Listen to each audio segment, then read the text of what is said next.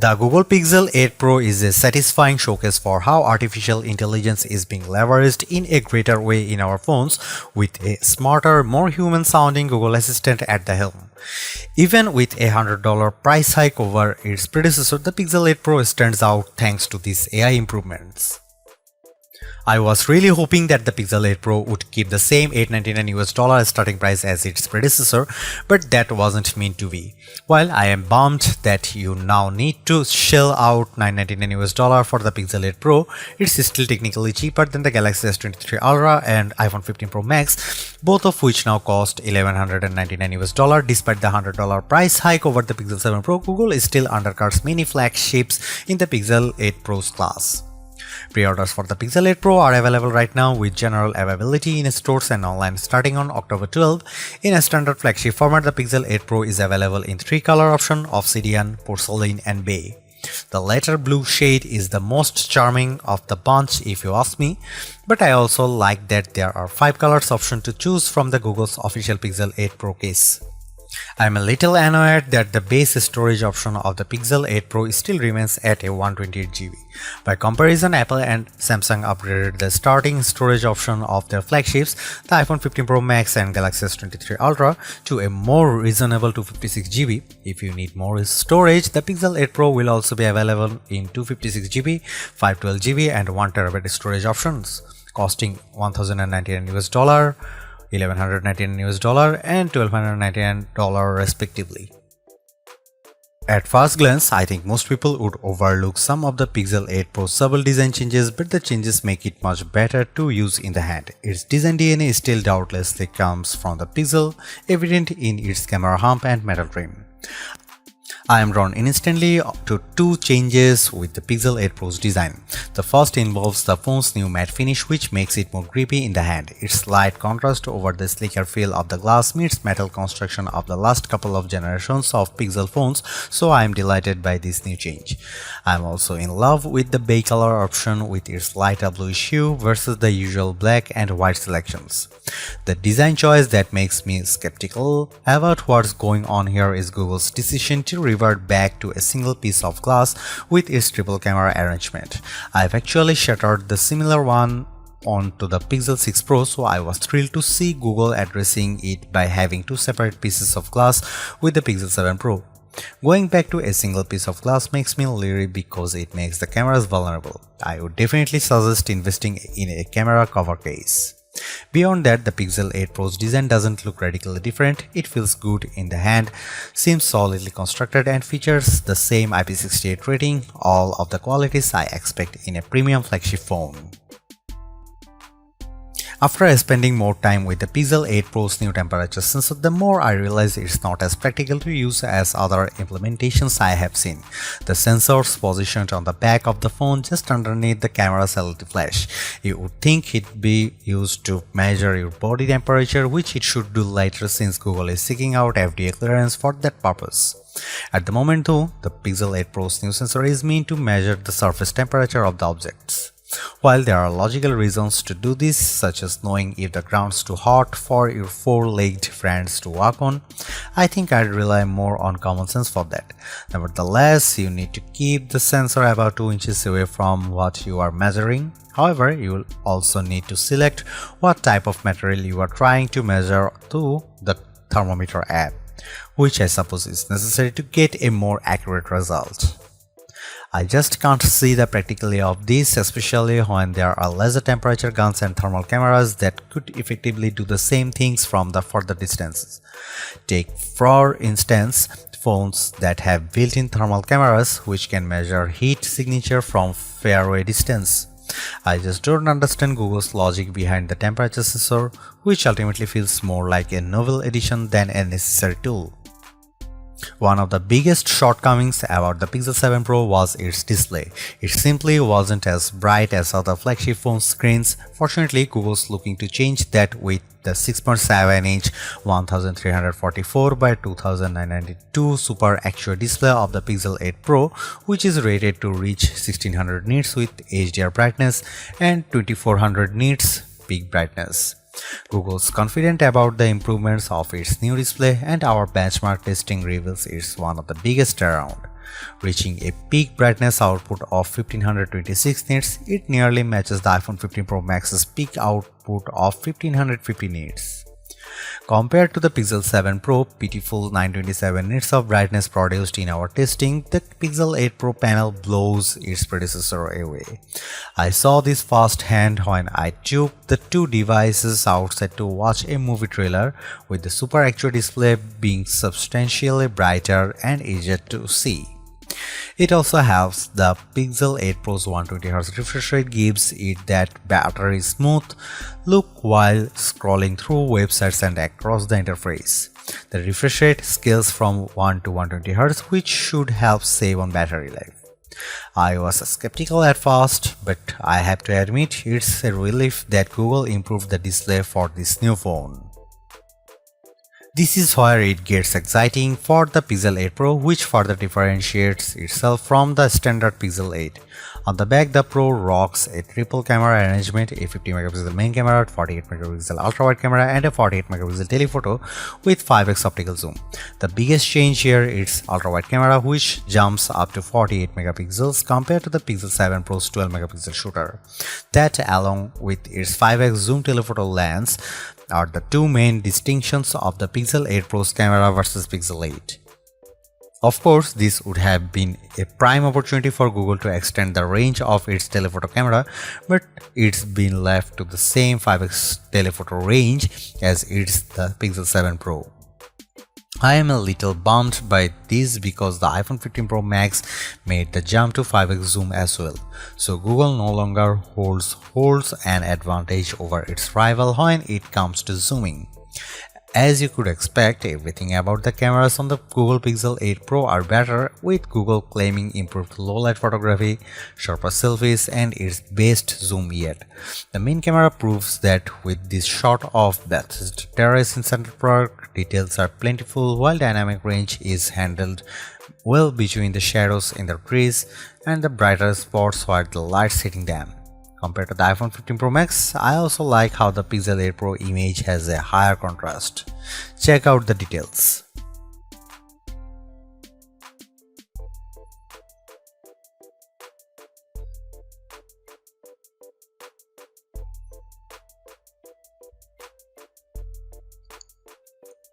Google makes it clear that the Pixel 8 Pro is aimed at pro users with its barrage of AI-assisted camera features. I have tested a bunch of them during my review, and what I am able to conclude here is that all these tools make editing your photos and videos much easier. I am a videographer and know the challenges of editing photos to remove unwanted people from my photos or trying to remove annoying background noise from a video recording. For Google to make the process simple and painless, it's like having a personal editor in my pocket. Similar to the Magic Eraser feature, Magic Editor lets you isolate a subject in a photo and move them almost anywhere in the photo seamlessly. With a few simple swipes and selections, I am able to take a photo of myself and resize it to make it seem I was closer to the camera. Everything looks seamless too, which is what makes Magic Editor incredibly powerful for those who don't have the time or patience to learn these techniques on their own. Alternatively, it's interesting to note what's happening in the background when Magic Editor is being used. That's because Google AI is being leveraged to generate what it thinks should fill in the gaps. For example, I took a picture of my cat sitting on a small ottoman and decided to move him to the nearby sofa using Magic Editor. What's interesting is how Google fills in the gap left between where my cat was sitting. The Pixel 8 Pro generates 3 different options for me to choose from, which all look seamless with its editing. However, I have found oddities in other images I have used Magic Editor on, but so far it at least manages to generate one that seamlessly works with the shot. Another Photoshop-like feature, Best Take, does exactly what it says. If you have ever tried snapping a family photo, you know how hard it is to get everyone to look at the camera properly. Now you won't have to worry because Best Take lets you choose the best faces to use in your photo.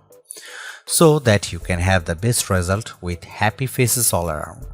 Using Google's AI, Best Take essentially looks at other photos you have captured and offers you options to choose from the selecting each face. Best Take actually works flawlessly with the Pixel 8 Pro. In fact, I didn't notice any distorting qualities whenever I swapped faces for another shot. The only issue I have the Best Take is that you need to manually take several photos of the same group shot. I wish Best Take could generate different faces based on previously captured photos I have stored in Google Photos, or at least automatically shoot burst photos leading up to me actually pressing the shutter button to snap a photo. No longer do you need to worry about ambient noises in the videos you record because the Pixel 8 Pro can mitigate or eliminate them altogether with Audio Magic Eraser. This new video feature lets the phone analyze a video's audio to discern unwanted sounds in the background, like an alarm going off, so that it can be minimized or completely removed. The end result is a video with only the sounds you want. After trying this out on a couple of videos I shot, Audio Magic Eraser proves most effective when there's only one source of background noise. I tried removing the noise and music in the background of a video I was recording in Central Park, but I can hear how the complex sounds in the video makes it more difficult. As a result, the audio isolation tends to distort my narration in the video. I think casual user would find videos tweaked with Audio Magic Eraser acceptable, but I wouldn't use it for any professional work. Video Boost is a feature that will be coming later to the Pixel 8 Pro. It essentially lets user record raw video before uploading it to the cloud for processing. Video Boost offers enhanced color grading and helps to draw out even more details from the video. While it's nice, I am surprised that all of the processing is done in the cloud as opposed to locally with the Tensor G3 chip. Finally, Google brings proper manual controls to the Pixel 8 Pro. I have been clamoring for this for years now, and I actually like how Google makes it suitable for serious users. Now I have greater control with using the camera because I can make changes to common parameters such as the shutter speed, ISO, color temperature, and more. Small details such as focus peaking show how Google's committed to making the Pixel 8 Pro the camera for pro users. It beats having to download a third-party camera app for manual controls, but I really hope that Google can bring these manual controls to video now that photographers can enjoy them.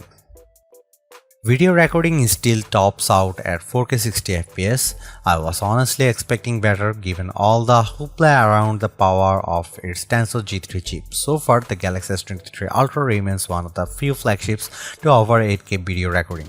Despite this, I appreciate all the other video recording modes that the Pixel 8 Pro has to offer, like Cinematic Pan that adds more stabilization for panning movement.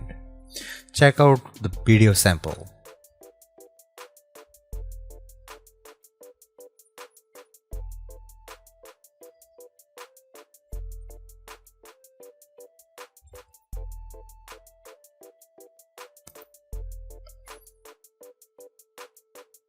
You probably know what's in store with Android 14, but I think it's worth mentioning the exclusive features that the Pixel 8 Pro is getting. Visually, the Pixel's interface is familiar if you have been on the Android train for the last couple of iterations of the software, but there's a lot more focus on Google's AI working behind the scenes. For example, Google Assistant is being leveraged in more areas, which is what makes owning a Pixel unique versus other Android phones. Here's what I found really impressive about Google Assistant on the Pixel 8 Pro. This year's additions include enhanced call screening that makes the assistant sound more human when it picks up calls for you. I was actually impressed when using this new feature, as it was almost impossible to tell that I was hearing an AI-generated voice. Not only will the assistant screen calls, it will also provide contextual options that let you choose a response. Think of it like having an actual assistant that picks up phone calls for you while relaying responses to them. If you use grammar check extensions in Chrome like Grammarly, then you are for a treat with the Fix It feature with Google Assistant. As you scurry to type out passages of text with the keyboard, you will have the option to fix the grammar with the help of the assistant, which will proofread it for you and is smart enough to distinguish common mistakes such as they are, or they are. While it may not be commonly used, multiple language support is especially useful for people who live in households where languages are often mixed. For example, you can dictate messages to Assistant mixing in words from English and Spanish without having to change the default language of the keyboard. Just speak and Assistant will dictate the rest perfectly. Rather than having you toil over reading long passages of text in Chrome or the Google app, the Assistant can summarize everything for you by just squeezing the phone, which initiates this summarizing feature. Google Assistant will then analyze the content, then produce a bulleted summary of the most important stuff. These features continue to show the investment behind Google AI, but the best part about the software is one particular promise from Google. It's how the Pixel 8 and 8 Pro are setting the benchmark for all phones with their software support. Google pledges 7 years of software and security updates, ensuring that these phones are given extended life beyond its peers. That's remarkable and should be a reminder for everyone else about the importance of software support. Based on Google's claims, the Google Tensor G3 is supposed to be the most powerful chip that Google has ever created. It's certainly faster than the G2, but it still has a long way of proving its champ against rival chips like Apple's A17 Pro and Qualcomm's Snapdragon 8 Gen 2. I really don't care much about how the biggest machine learning model on the Pixel 8 Pros is 10x more complex compared to Pixel 6. You could argue it's tastefully on display in many of its Google AI assisted features like the neural language response with call screening or how it intelligently cuts background sound with Magic Audio Eraser. However, the Pixel 8 Pro's a baffling mystery because of how it performs with everyday tasks versus the result from various synthetic benchmark tests. I find it buttery smooth navigating around Android 14, complete with smooth transitions and animations. Yet the benchmark scores tell a totally different story.